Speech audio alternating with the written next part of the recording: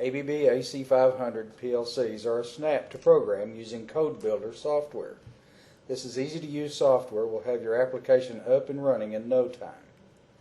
The learning objectives: in this module we will demonstrate ABB's AC500 Code Builder and show you how easy it is to get started. First we'll write a program, then compile, save a project, then go online with a program we created. And finally we will simulate our new design. So to start programming with the Code Builder software, we need to open the application. We do this by going to the Start menu, click on Start, Programs, and then look for the 3S software folder, and within there's a CodeSys V2.3. And we expand right down into there and look for the icon, the red, yellow, green icon that says CodeSys version 2.3, and click on that. As the application opens up, it'll open up with either an existing program that was used previously, or it'll open up with a new one. Regardless, let's click on File, and we'll start a new project. So we'll click on New from the menu above. The target setting box will pop up with None. We'll use the pull down dialog box, and we'll see a list of the CPUs to select from. For this tutorial, let's use the PM571 V1.2, and another box will pop up and you just say OK. As that box pops up, you'll see it compiling at the bottom, complete, and then another box will pop up to indicate which language you want to program it with. So we select LD for the latter programming mode. Say OK. Notice the PLC_PRG is listed at the top. Let's maintain that same file name. The rest of the boxes are default to be left alone for now. Click OK. And you'll see the first rung of logic listed here. It's an empty rung with nothing in it, and it's prepared to program. So let's start at the top by clicking on the rung. We'll click on the contact in the toolbar above,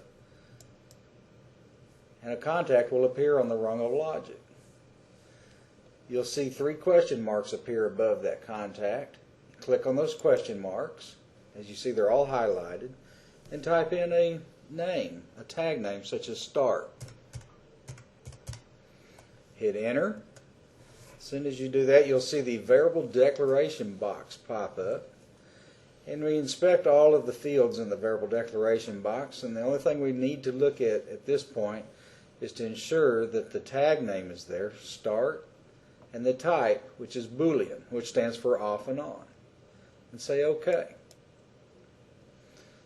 Okay, the next thing we need to do is click on the line of logic, and we'll select a coil from the toolbar above. Click on the coil picture. You'll see a coil appear on the rung of logic. The 3 question marks appear at the top of the coil again. We'll highlight those question marks and type in a tag name. Let's use CR for control relay. Type in CR and hit Enter. Again, you'll see the variable declaration box pop up.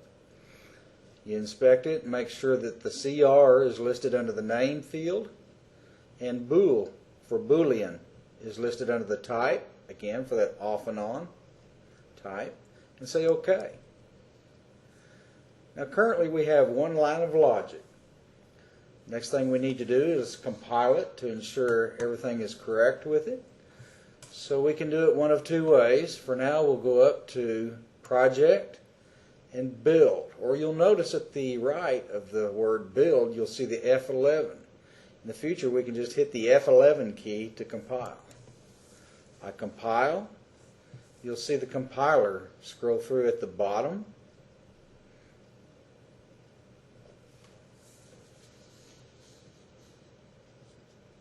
And as it finishes to compile, you'll see at the bottom it's listed with 0 errors and 0 warnings.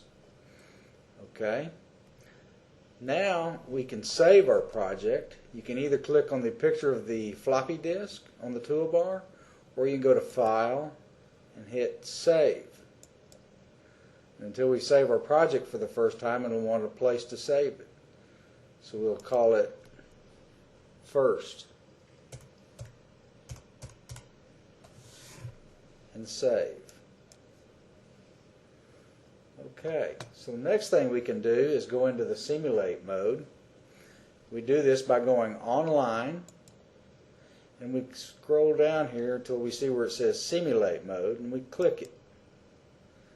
Okay, now let's just make sure we're still in the simulate mode. You can go to the online and look at it again. You can see that you're in the simulate mode. It's still checked. So at this point now we can go back up and click on login. It'll go through the compiler again. And you can see that it's logged in by seeing the blue bar on the left side of the editor. Another way you can look to ensure that you're online is the status bar towards the bottom of the software. It'll say online, and next to it you'll see the SIM to indicate that you're in the simulator mode. Next, to run this simulator, you would need to put this in run, just like you're logging into a real PLC and putting it into the run mode. So we'll go back to the online menu, click on it, come down a little bit, and you'll see run listed with an F5 next to it. So these are some shortcut keys you can click on also to put it in the run mode. Come back towards the bottom of the screen, you'll see the running showing at the bottom of the status bar. Now you can ensure your program is running.